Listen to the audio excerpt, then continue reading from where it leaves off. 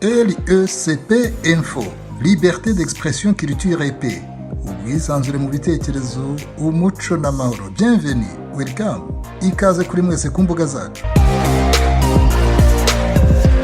Au nom de l'Assemblée générale, j'ai l'honneur de donner la parole au président de la République démocratique du Congo,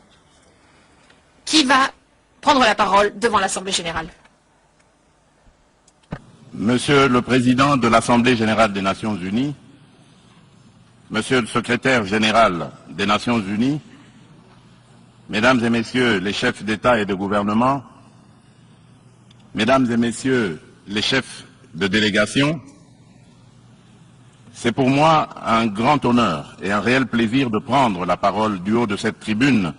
pour faire entendre la voix de mon pays, la République démocratique du Congo, sur les principales questions qui préoccupent au plus haut point la communauté internationale actuellement. Monsieur le Président, depuis mon élection à la tête de la République démocratique du Congo, je n'ai eu de cesse de me battre chaque jour pour la paix et la sécurité dans les provinces congolaises de l'Ituri, du Nord Kivu et du Sud Kivu. M'inscrivant dans une philosophie de réconciliation avec nos voisins, je n'ai ménagé aucun effort pour rassurer les chefs d'État des pays limitrophes et restaurer la confiance entre nous, notamment par la concertation permanente sur des questions d'intérêt commun, la conclusion d'accords de coopération sécuritaire et de partenariat économique et la réalisation de projets de développement pour nos populations respectives. En dépit de ma bonne volonté et de la main tendue du peuple congolais pour la paix, certains de nos voisins n'ont trouvé mieux que de nous remercier par l'agression et le soutien des groupes armés terroristes qui ravagent l'Est de la République démocratique du Congo. C'est le cas actuellement du Rwanda qui, au mépris du droit international, de la charte de l'ONU et de l'acte constitutif de l'Union africaine, a une fois de plus non seulement agressé en mars dernier la République démocratique du Congo par des incursions directes de ses forces armées, les RDF, mais aussi occupe des localités de la province du Nord Kivu par un groupe armé terroriste interposé, le mouvement du 23 mars, dit M23, auquel il apporte un soutien massif, tant en matériel de guerre qu'en hommes de troupes. Et comme pour défier la communauté internationale, le M23, avec le soutien de l'armée rwandaise, a même abattu un hélicoptère de la MONUSCO et tué 8 casques bleus, commettant ainsi un crime de guerre. Je dénonce, en ce lieu emblématique de la vie internationale, avec la dernière énergie, cette énième agression dont mon pays, le Rwanda, sous couvert d'un groupe terroriste dénommé le M23. Monsieur le Président, l'implication du Rwanda et sa responsabilité dans la tragédie que vivent mon pays et mes compatriotes des zones occupées par l'armée rwandaise et ses alliés du M23 ne sont plus discutables, dès lors que plus d'une fois, aussi bien les groupes d'experts dûment mandatés par l'ONU et le mécanisme conjoint de vérification élargie de la conférence internationale sur la région des Grands Lacs, la CIRGL, que des organisations non gouvernementales humanitaires et des droits de l'homme crédibles les ont établis dans des rapports documentés et objectifs à la limite du scientifique. Pour éclairer la communauté des nations et mettre fin aux sempiternelles dénégations des autorités rwandaises,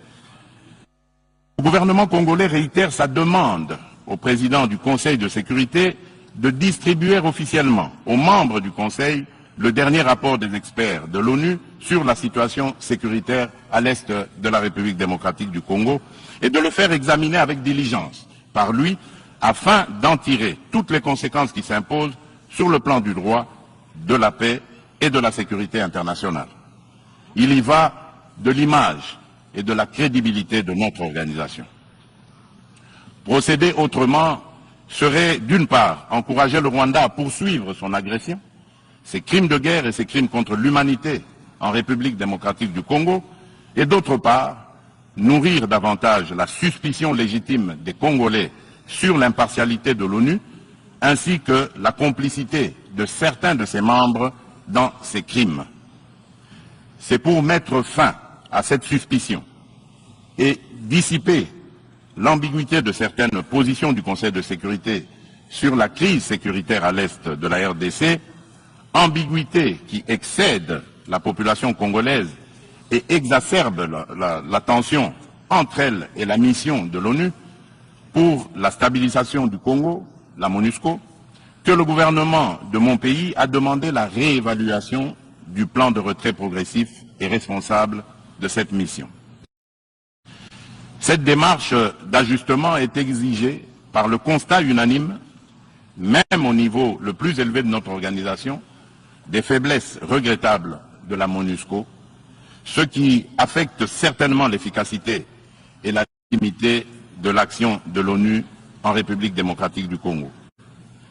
La réévaluation du plan de retrait de la MONUSCO ne peut par conséquent nullement remettre en cause les relations entre mon pays et notre organisation. Quoi qu'il en soit,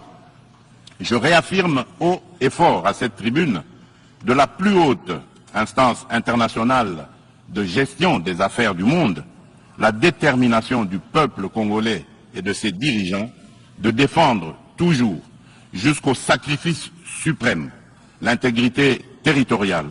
l'indépendance et la souveraineté de leur pays, dans le respect, bien sûr, du droit international et des engagements pris au sein des organisations internationales dont il est membre. C'est ici le lieu pour moi de préciser que l'État congolais et la société civile ne permettront jamais à quiconque de tenir le discours de la haine tribale, ethnique et raciale ou xénophobe dans notre pays. La Constitution de la République et les lois congolaises interdisent un tel discours et le sanctionnent sévèrement. Nul ne peut donc prétexter de ce discours imaginaire pour justifier des aventures criminelles au Congo, diviser les Congolais et fragiliser l'unité nationale à laquelle tous mes compatriotes tiennent. La République démocratique du Congo n'est pas et ne sera jamais génocidaire. De même, je soutiens que la prétendue collaboration que certains officiels congolais entretiendraient avec les opposants rwandais des forces démocratiques pour la libération du Rwanda, les FDLR, dont se servent les dirigeants rwandais pour justifier les agressions répétées de la RDC, est un alibi qui n'est corroboré par aucun fait avéré sur le terrain. En effet, les FDLR ont été décapités et réduites à néant par les forces armées de la République démocratique du Congo, les FARDC, en étroite collaboration avec l'armée rwandaise dans le cadre des opérations conjointes menées il y a quelques années. La République démocratique du Congo a en outre rapatrié plusieurs éléments des FDLR et leurs familles. Dès lors, les Congolais se demandent de quel FDLR parle-t-on? Quel est le mètre carré du territoire rwandais occupé par ces fantomatiques FDLR? À quel lieu précis du sol rwandais a-t-on jamais vu un jour un soldat congolais? Quoi qu'il en soit, la République démocratique du Congo reste disponible pour toute action répressive contre tout groupe armé qui tenterait de troubler la paix et la sécurité dans un pays voisin et dans la région des Grands Lacs. Monsieur le Président, le peuple congolais demande aux Nations Unies, à l'Union africaine, aux communautés régionales africaines et démocratiques du Congo, de ne plus se fier aux dénégations éhontées des autorités rwandaises et de contribuer plutôt au rétablissement de la sécurité, à la construction d'une paix durable et à la création de conditions nécessaires à une coopération fructueuse dans la région des Grands Lacs et pour le bien de tous. À cet effet, il est nécessaire de voir ceci. 1. Rendre effectif le retrait immédiat du M23 des localités occupées, le retour des déplacés congolais de ces localités à leur domicile et la cessation sans condition du soutien de l'armée rwandaise à ce groupe terroriste, selon l'esprit et la lettre de la feuille de route de Luanda, convenue entre la République démocratique du Congo et le Rwanda, des déclarations successives du Conseil de sécurité de l'ONU, du Conseil de paix et de sécurité de l'Union africaine, de la Communauté d'Afrique de l'Est, la CAE, et de la Communauté pour le développement de l'Afrique australe, la SADC. 2. Multiplier les pressions sur le Rwanda et le M23, dont les dirigeants sont du reste sous sanction de l'ONU,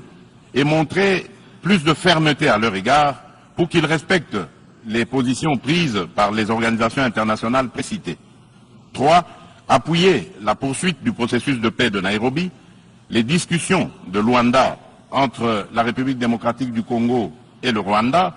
et le déploiement de la force régionale de l'Afrique de l'Est, dont le statut et les règles d'engagement viennent d'être signés le 8 septembre dernier à Kinshasa, successivement par le gouvernement congolais et le secrétariat général de la CAE,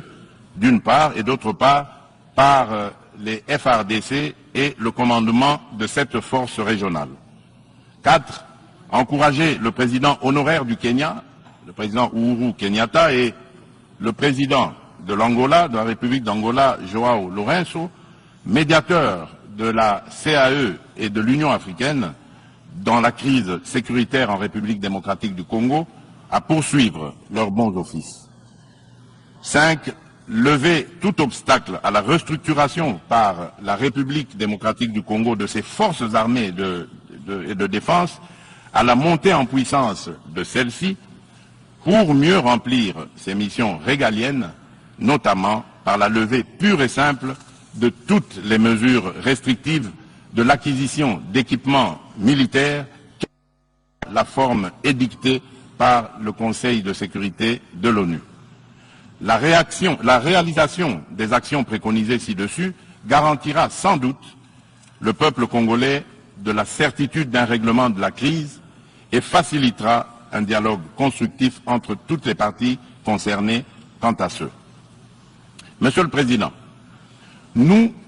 peuple congolais, sommes décidés cette fois-ci à mettre définitivement fin à l'insécurité à l'est de notre pays, quoi qu'il en coûte. L'heure a sonné de casser à jamais le cycle infernal de la violence à l'est de la République démocratique du Congo pour stabiliser la région des Grands Lacs afin de tirer le plus grand bénéfice de ses potentialités économiques ainsi que de sa riche biodiversité pour sauver l'humanité face au changement climatique. Je souhaite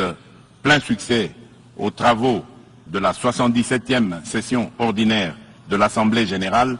Je vous remercie.